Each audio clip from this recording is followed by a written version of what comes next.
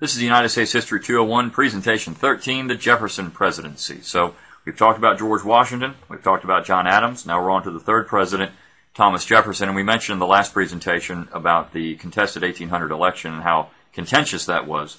So Jefferson will finally become president in 1801. So Thomas Jefferson is the third president of the United States. He serves from 1801 to 1809. He is from Virginia. He's known as the Sage of Monticello, which is his home.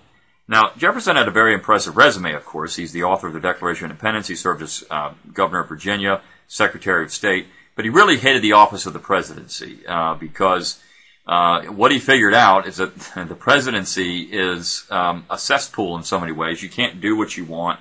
It's not just that. You are sometimes you have to do things you don't like, and they will conflict with your ideology.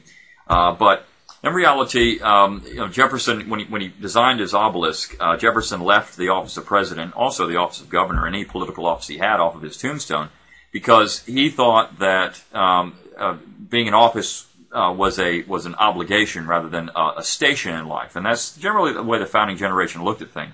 You were elected because of who you were, not because it was a means to an end. So on his obelisk, he put the author of the Declaration of Independence, founder of University of Virginia, and author of the Virginia Statute for Religious Toleration. He thought those things were what he should be remembered for, not his political offices. But 1800 or 1801 really was a bloodless revolution because you have a new party in power, right? You have the Federalists, they're out. The Democratic Republicans are in. Different ideas, different view of government, and there were no shots fired. So this was a major event in world history. You never had this before, really. Without any type of bloodshed. So Jefferson called it the Revolution of 1800. It really was. It was this transition to something different. Now, there are four major themes during Jefferson's presidency: the reduction of federal power, federal versus state power, the West, and then problems with the British. So we're going to look at these. The first two kind of go together. The last two kind of go together. So we'll look at them in detail. All right, so let's talk about reduction of federal power. We mentioned the Alien Sedition Acts in the last presentation. Well, the Democratic Republicans are going to let the Sedition Act expire. Some of the Alien Acts were repealed by 1801 or 1802, so they're getting those things off the books. The Judiciary Act was repealed in 1802, and in fact, the Republicans are going to impeach Justice Samuel Chase in 1804 for acting in a partisan manner on a bench because they believed this was affecting the outcomes of these cases. And they were right. In fact, they considered abuse of power an impeachable offense. Violating your oath is an impeachable offense. Now, Chase was not convicted, and so that was problematic because you can be impeached and not convicted. The Senate looked at it in a different way, so this really takes the teeth out of impeachment, which is why we don't really use it anymore, because the narrow definition of high crimes and misdemeanors that has been used doesn't work for abuse of power. But the founding generation, many of them thought that abusing your power, and as they argued in the Philadelphia Convention, that was grounds for impeachment. Now, all taxes were eliminated or reduced during the Jefferson administration. The federal debt was cut in half. Appropriations were given for specific purposes only. We call these earmarks today. Everything should be an earmark. The Congress should list, itemize, exactly what they're spending on everything. They don't do that, but that's an earmark. And Jefferson said, look, this is what we need to do. He had a very austere White House. Jefferson walked to his inaugural, and he was putting a Republican stamp on the government. Austere White House, he eliminated the official state dinners. He preferred to work in his robe and slippers. He answered the door himself to the White House. So, I mean, this was a much different executive office than what Adams or Washington had. Now, how about Jefferson versus the Supreme Court, or court and federal versus state power? In 1803, the Supreme Court and Chief Justice John Marshall issued a ruling entitled Marbury v. Madison. This established judicial review. Judicial review is the idea that the Supreme Court of the United States determines the constitutionality of federal law. Eventually state law, but not yet. That'll come a little later. So this is in sharp contrast to the Virginia and Kentucky resolutions of 1798 and 99, where the states were acting as the final arbiter of constitutional of laws and whether they're constitutional or not. But Marshall's taken it upon himself. He probably should have recused himself from this case because he was directly involved in the case itself and how it happened. But Marshall's using this as an opportunity to enlarge the federal government, to enlarge the power of the central authority. The nationalist, Marshall was a nationalist. He wanted to ensure that the United States government becomes a national government, not just a federal government. But is this the proper role of the court as written in the Constitution? When the Constitution was being ratified, this idea of judicial review was bounced around. Some people liked it, some people didn't, but it was never really said this is what we're going to do or not going to do. There were some that argued the Supreme Court would actually do this. They would serve, and if a law was unconstitutional, they would maybe perhaps void that law. But the problem with all this comes when the Congress passes an unconstitutional law, the President signs an unconstitutional law, and the Supreme Court rules that the law is constitutional even though everyone knows it's not. I mean, for example, the Sedition Act. What would happen if they ruled that was constitutional? Everyone could see that sedition law was not. So when you have the government, the federal government, being the final arbiter of its own power, that becomes very, very dangerous, which is what Jefferson said. He actually said that marshals issued an arbiter dissertation, and so this is the opinion of one man. But is that really the way that we should look at things? So this idea of judicial review begins in 1803, and of course we still have it today, but John Marshall was instrumental in that. Now, there was another important case, the 1810 case of Fletcher v. Ppac. This had to do with the Yazoo land scandal. Now, I mentioned this before in one of the previous presentations. The Yazoo land was basically the states of Alabama and Mississippi. Very good land, great for farming. And what happens is the state of Georgia, the legislature of Georgia, will be bribed by several important people to sell that land for pennies on the dollar. And so they do. These are called the Yazoo contracts. And a lot of these people, James Wilson is involved in this, Robert Morris is involved in this. So these guys are getting large tracts of land, great land, for next to nothing. Well, when a new state legislature is elected in Georgia, they invalidate that contract. The state says, look, this is a bribe legislature, it's corrupt, we're taking away your right to this land. Well, these people sue. They sue that the state has violated a contract here. So this case makes it to the Supreme Court. And the Supreme Court, under the directive of John Marshall, will invalidate this state law, something that Marshall and others swore the court would not do during the ratification debates. And this was a shock to many people. I mean, how can this be even in the purview of the Supreme Court? This is purely a state issue that we're talking about here. But you're dealing with it with other contracts from people from other states. So this is a state against individuals from other states. So, but still, this law should have been out. This should have been handled at the state level, not the federal level. So Marshall does something here that he swore he never would do, and this becomes very problematic and a major sticking point for people who are arguing for state power in this early federal period. Now, John Marshall, why did he do this? Well, John Marshall called Jeffersonian Republicans terrorists. He wanted to undermine their power. Marshall really is one of the most important men in American history. He's going to strengthen the power of the Supreme Court and the central government. His major decisions have had a profound impact on American government, the Constitution, and federalism. He also reorganized the decision system, so the majority and minority opinions. Marshall was in the minority only once in his entire tenure on the bench, which is over about 34 years, in fact. Let's talk about the West very quickly. Jefferson feared French interests in the West. The French, under the Emperor Napoleon, controlled about a third of the North American continent.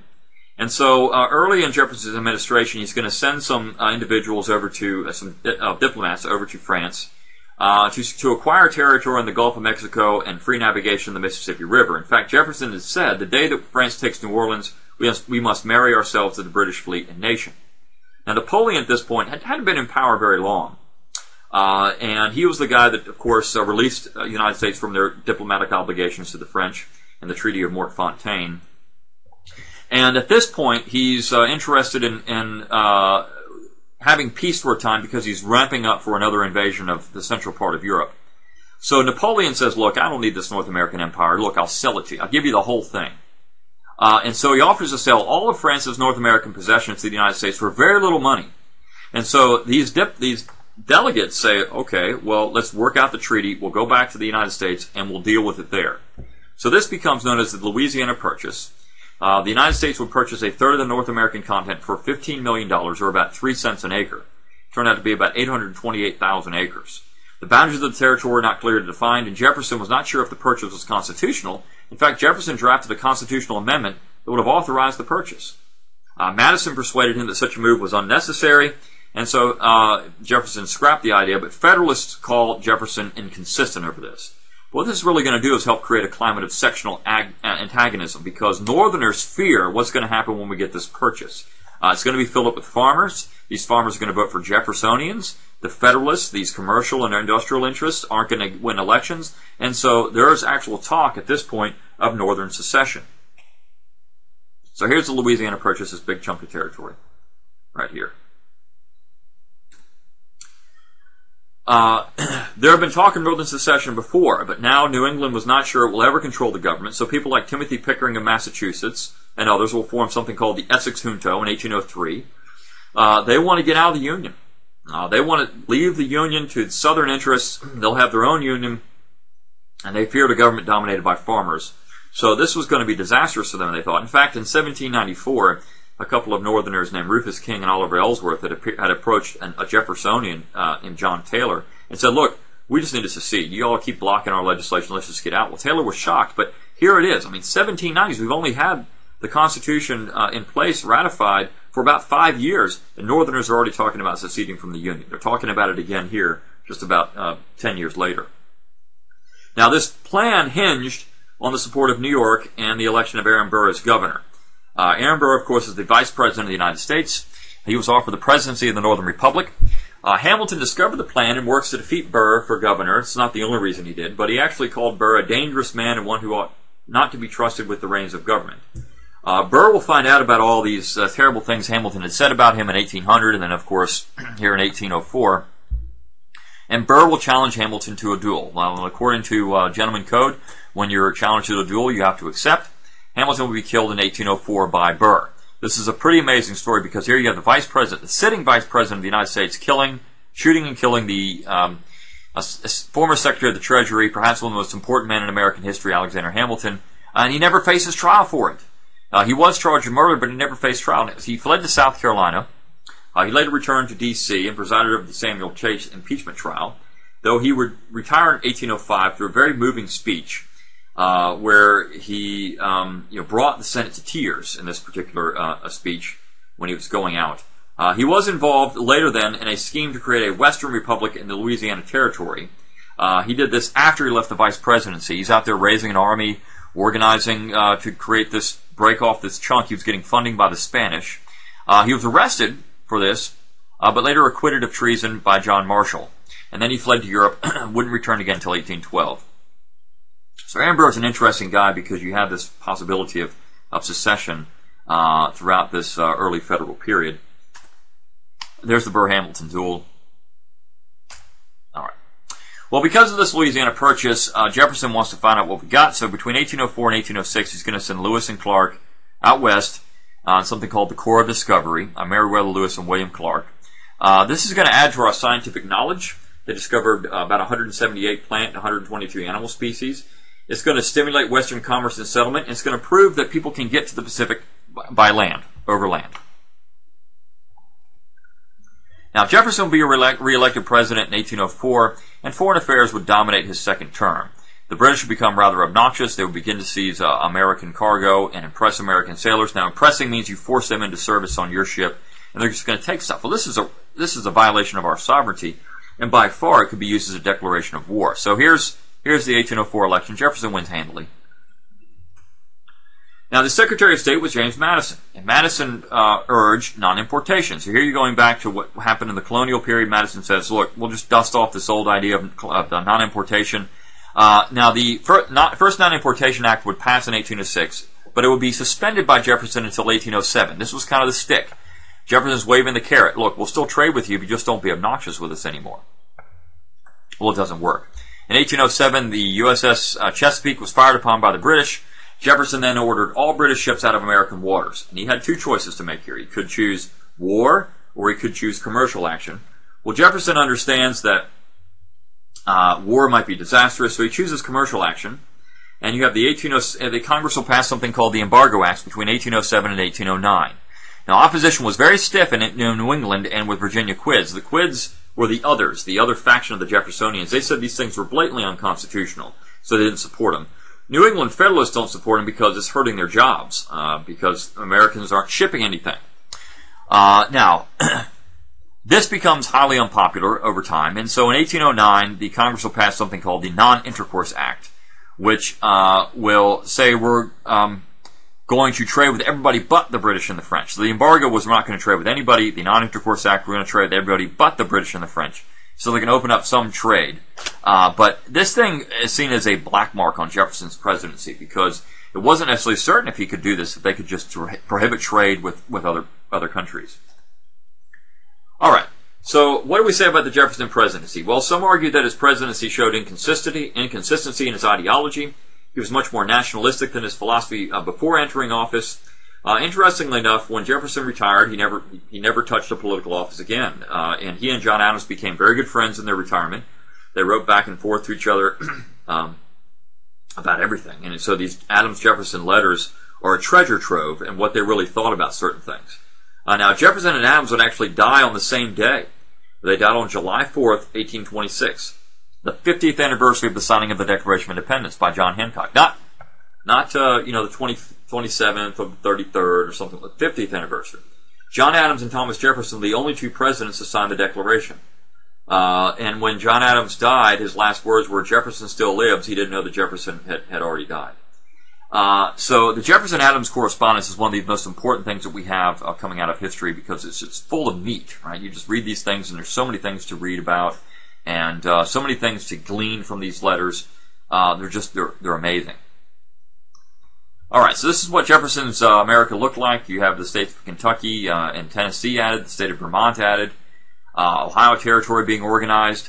So we often call this Jeffersonian America, and we'll get into some of these other things as we move forward in the class. But that'll do it for presentation 13 for Thomas Jefferson. We'll see you for James Madison next time.